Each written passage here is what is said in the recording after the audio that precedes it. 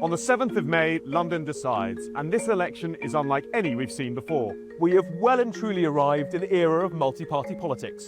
Labour, the Conservatives, the Liberal Democrats, the Greens, Reform and various shades of independence, all in play in some way across the nation's capital. To make sense of it, we've teamed up with onlondon.co.uk. I'm Dave Hill, award-winning founder and editor of On London, which covers London's politics, development and culture. And I'm Baston, political analyst and elections expert. Most of the analysis out there isn't reflecting the complexity of what's actually happening across the boroughs. We've gone borough by borough, the data, the trends, what's genuinely shifted since the last borough elections in 2022. Alongside On London, Loic Hedry has been at the heart of London's political landscape for years, advising on some of the most contested decisions across the capital. Together, we've produced London Decides, the definitive guide to the 2026 elections. Every candidate, every contest, every borough across London covered in one place. After official candidate lists are published, we'll give you the complete picture. That's why we're launching on the 20th of April. If you sign up now, it lands straight in your inbox the moment it goes live.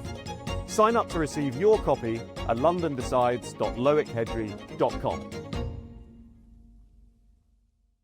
Welcome to this week's episode of Political Business. This week, we're going to be talking about the latest situation in Iran and its impact on the UK economy.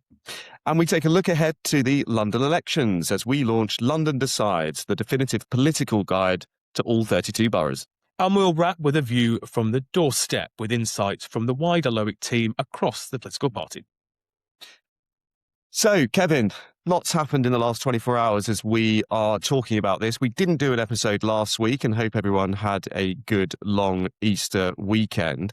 But lots happening in the Middle East, lots happening economically. We should touch on that. We should talk about exactly what has happened over the last couple of days. Yes, so as we record this on Wednesday morning, we've all woken up, luckily, to a 2-week ceasefire in the Iran conflict, with President Trump claiming that as a victory for the United States. It's fair to say, I think, most people, including me included, started to get a little bit worried yesterday evening with the thought that actually we could be about to see a massive escalation in the conflict and potentially a ripple effect beyond the Middle East. So it's good that that has been avoided for now. But what does that mean for us here in the UK? Well, the markets opened this morning much healthy bounce back. The oil price is down. The gas price is still pretty sticky. It'll take a long time for that to recover should this 2-week ceasefire extend to something more permanent. But it's fair to say that as we look ahead to the budget in the autumn, that the Chancellor, the Treasury's numbers have been, all over the place. They've been modelling various scenarios, but of course, if we were heading into a recession, which we may well still be, and of course we may well be in recession right now, because these things are graded retrospectively, then actually that totally chucks a grenade, with unfortunate phraseology given the current situation, into the government's finances, both in terms of its spending commitments it's made, and we'll come on to just touch on, in the context of the elections, the announcement yesterday on the capping of student loan interest at 6%. That has to be paid for. So hopefully, economically and in terms of peace, this 2-week ceasefire will become a longer-term peace settlement, and that should have, hopefully, a calming effect on the UK economy, the global economy. But let's wait and see. I suppose the big question is, does the ceasefire hold, and what happens over the next 2 weeks in terms of next steps? I mean, it seems to me that Trump made a complete misstep going into this action in the first place. And I think you wake up to reports today of, essentially everyone saying the Iranians have won, whatever definition of winning you want to take in this context. But actually, it seems that all he succeeded in doing is causing a huge amount of economic chaos, potentially hardening the resolve of Iranian critics towards the US and indeed the West. But you were talking to some people in the States, weren't you, about their view, albeit Obama advisors, but nonetheless, how is this actually playing out in the States at the moment? We've got midterms coming up, etc.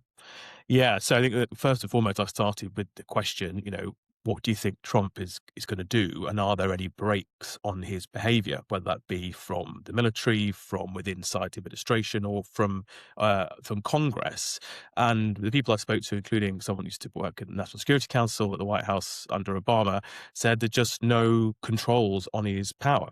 He surrounded himself with an echo chamber, and that echo chamber has, it's told him what he wants to hear, and that worldview careered into reality last night. There was even talk at one point, and the White House had to put out a denial on this, that Trump could even been referring to potentially using nuclear weapons when it came to his language around ending the Iranian civilization, which is would be outrageous and could have led to huge knock-on effects. I think the view, however, is that those outside Trump and around him, not least the Vice President J.D. Vance, are beginning to roll the pitch for difficult midterms for the Republicans, and difficult midterm for the president if they lose control of one or both houses of Congress, and therefore laying the blame solely at his door. There was some very good briefing covered by the New York Times yesterday, which said that, first of all, that Trump had a briefing in Situation Room with Netanyahu, the Israeli Prime Minister, before the conflict, with basically Netanyahu pitching why this was the right time to go against Iran. Of course, this has been Netanyahu's agenda for 25 years. He's waiting to have a president that would listen to him. Apparently, Netanyahu, according to the briefing, said that it was highly likely there'd be regime change, that Iran could emerge as a kind of pro-West, or defanged, even pro-West nation. It's then reported that those around Trump, not least the director of the CIA, called that farcical as a potential outcome. That Vance himself said to the president that he didn't support actions. This is not why he got into politics. This is not why people vote for Trump. They wanted to bring troops home, not send them abroad.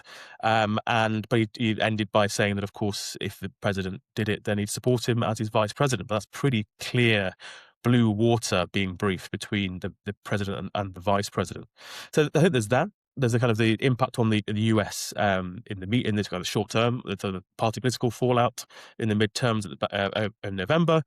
Also, I think a real appreciation that the damage that's been done, and then we're assuming this conflict's over, it might not be, but the damage that's been done to America's standing in the world is pretty hard to fix. It will take a long time, if ever. America's global role as a moral leadership in the world probably is insofar as it was left, it's gone. Any threats to end civilization, language around taking out civilian infrastructure, which would be a war crime. It's a war crime it's against international law in Ukraine when Russia does it. It will be against international law when the United States and indeed Israel do it. So I think there's the standing of the US on the world stage, and of course, pretty deep division with the NATO allies. And the president's been very critical and offensive about NATO, about member states, not least the UK, but also France, Italy, others, Spain, when actually, the US actually has benefited from NATO over this conflict, not least by using European bases as a staging post. So I think there's the impact on the US relationships with us and with our partners. There's Britain's own view of itself in the world is slightly embarrassed. It has exposed issues in our capability of our armed forces. The Royal Navy has been pretty denuded over the last 25 years. I think this has really brought it into sharp relief. And that's before we look at the economic fallout. Even if this is a peace deal that holds, there will be an impact on the economy. We've already had a choke on the oil, on gas, and that'll take a long time to recover.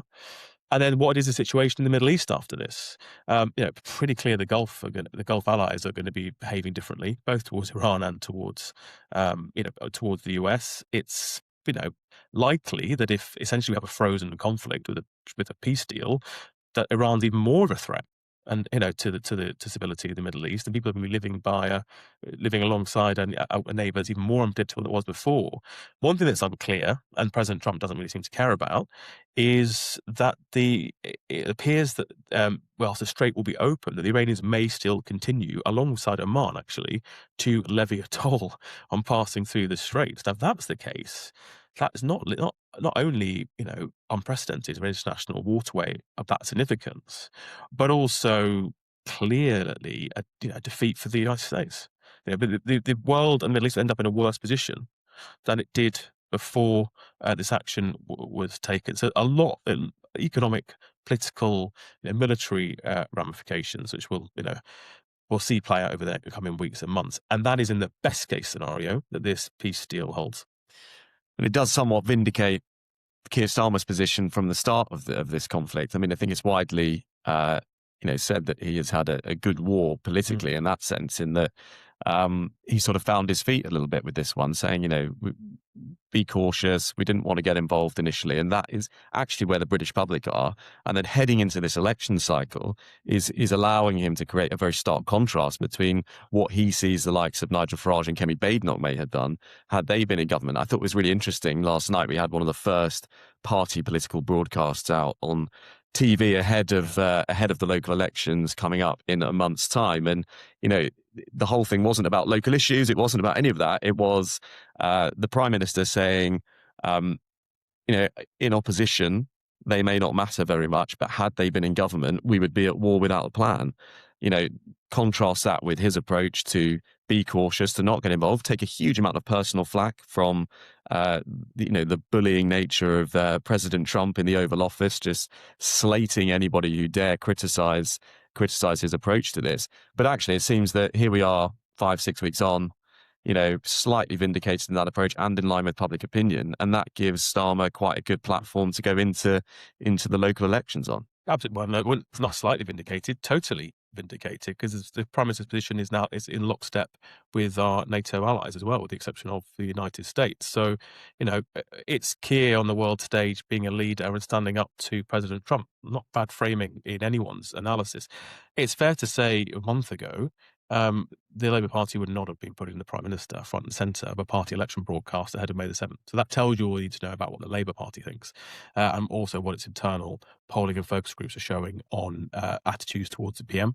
They have shifted. And as we know, the framing of this election will be, it's not about local issues, but it's about competence, trust, and actually, don't gamble with the populist right or populist left. Whether or not that actually has an impact, let's see. It's fair to say, before we look at our election guide in London, just looking outside, the reform, we've talked a few times about how we hit peak reform. The reform story really isn't great at the moment, but all of that in a month's time on polling day could be vindicated. The reform could have a great showing. Doesn't feel like it. The poll doesn't show it, but again, let's see. And will people want to trust the Greens and Zach Belansky, who would have us out of NATO and having going to talk to Vladimir Putin? Whether most people actually think that's a bit naive, and maybe we shouldn't trust the Greens with their vote. Or, of course, they might think that and still vote Green for their council because it's without consequence. And that's the world we're in. But we will know more on April the 20th, Nathan, because that's when London Decides launches. Do you want to tell us a bit about the thinking and the partnership we've put together for that? Yeah, indeed. So listeners may have seen we've reskinned our podcast graphics, and you may have heard a nice jingle at the start of this, which talks about London Decides, which is effectively a partnership that we have put in place with onlondon.co.uk, the political news website focusing on London's culture, politics, and all sorts of developments. That's led by the award-winning journalist Dave Hill, and working on this project alongside him, elections expert Lewis Baston, who has produced this guide with Dave Hill and us, effectively looking in detail at all 32 London boroughs, every candidate, every competition, what may happen, what may not happen, and of course looking at all the by-elections that have taken place as well between 2022, the last time these elections were fought, and today. So we're going to be releasing this guide on April the 20th. By that point, we will know exactly which party political candidates are standing in each ward. And of course, that will directly determine the outcome of these elections. It's impossible to vote for a particular party if they don't put up a candidate. And we have heard reports of some parties struggling to find candidates. So that's why we're leaving it until then to release the guide. But this should give you all you need to know ahead of those local elections, every borough, every outcome, and potentially help you navigate the post-election life that we will all be living in. Yeah, and so it's going to be a great read. It's a real in-depth piece of research, journalism, and data-led as well. So really is nothing like it currently in the market or published in the media. So do look out for that. Not to spike our own guns, but what could it be saying roughly? Well, it's a scenario where, a third of the 32 boroughs could change political leadership. Another third may see no change but slashed majorities from the party in control, predominantly Labour. Up to 12 boroughs, possibly more, could end up under no overall control. That's where one party can't form a majority administration and deals would have to be done. And also, potentially a bad night for Labour is losing half its councillors in London. And a bad night for the Tories is potentially losing seats as well. They only got 400 last time, which is out of a total of 1,800. So, the Tories are already low. Could they go lower? But equally, Labour could lose. One thing that's guaranteed, Labour will go down. Labour had 63% of the vote in 2022, so that was a high watermark, continuing a trend that started really from 2010 with the coalition government, austerity, Brexit, all of which added to Labour's vote share. It comes as no surprise to listeners of this podcast and observers or indeed campaigners out on the streets with the parties that the impact of the Greens, Reform, various shades of independence, particularly in East London, will have an impact on the result. So look out for London Decides, and I think we've got a link to sign up to pre-register for that below. So, of course, political parties are all over the capital, knocking on doors, delivering those leaflets and having as many conversations as they possibly can to convince voters to vote for them. We're going to be taking a look at each week as part of the London Decide series at what is happening on the doorstep. We've got a full team here as part of Lowick Kedry out engaged in all sorts of political parties. Kevin, what have you been hearing from the team? Well, one of our team members who's a member of the Green Party has been out in Camden and has been telling us about the enthusiasm for the Greens on the doorstep, a lot of dissatisfaction on Starmer's own doorstep. Of course, his parliamentary constituency is in the London Borough of Camden, and the Greens are quite confident of scalping some Labour seats there. Whether that'll be enough state control, let's see. Check out London Decides on to see our view on that. But it's fair to say the tail's up with the Green Party, Green activists. They don't have a problem getting the numbers to go campaigning, but it's fair to say the feedback is from other people we know in the Green Party who've left from Labour that some of the organisations are not that professional. So whilst they might have lots of people out, they're not necessarily getting the bang for buck in terms of data gathering that those who are, veterans of the doorstep in whatever party have, and they're a bit concerned about their ability to have a decent turnout operation on polling day. But they are certainly campaigning hard across London, particularly in Hackney and Lewisham, but also Southwark, Lambeth, Camden, and elsewhere too. I think you've been chatting to one of our Conservative members, Nathan. Yeah, indeed. Few of our Conservative team have been out and about knocking on doors at different parts of London. I just wanted to briefly touch on the view from Enfield Conservatives at the moment, actually, which is, they were saying that they have been having, whole campaign sessions in traditionally quite strong Labour areas and not finding a single Labour voter. I then said, well, how are you finding lots of Conservative voters? And they said, we're not so sure about that either. So I think this is sort of the problem that we're getting from actually lots of the Conservative door-knocking activity, which is quite an anti-Labour sentiment, which is in direct contrast to 2022, but not necessarily a pro-Conservative one, which would reflect where the kind of polling is generally across the capital. So where are those anti-votes going to go? Do they, in the end, stay at home? Do they stick with Labour? Do they go to the Greens, Reform, or a whole range of other potential independent options? And I think that's the bit that makes this very difficult to call. In some of those other areas where it's been a more historically Labour Conservative fight, for example, in the city of Westminster, I think the Conservatives are feeling a little bit concerned, actually. They were very optimistic about a month ago, but I think actually, from what I'm hearing, the Labour vote is holding up a little bit more strongly in some parts of Westminster than perhaps it is in other parts of London. And that really, I think, reflects the fact that although the Greens are campaigning hard there in very specific areas, they don't have a big presence. Reform don't really have a big presence, but as we know, Reform tend to just have to be on the ballot paper and then we'll scoop up a reasonable number of votes. So I think there is this slight concern that even if Labour's vote share goes down in a place like Westminster, if the Conservative stays the same or goes down slightly more, does that lead to some kind of no overall control administration?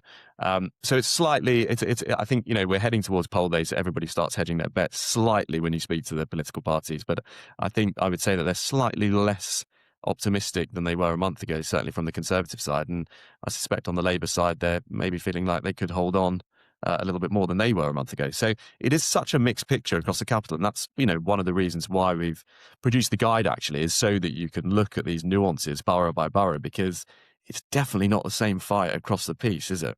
Absolutely not. I mean, I was chatting to people in Newham and Redbridge, two adjacent boroughs, and in fact, Redbridge has a bit further out than Newham. Than those who don't know geography of London, people often, move out of Newham, get wealthy, get a better job, and then move to Redbridge. Move from Canning Town to Ilford, say. They're very closely related boroughs, but the politics couldn't be any more different.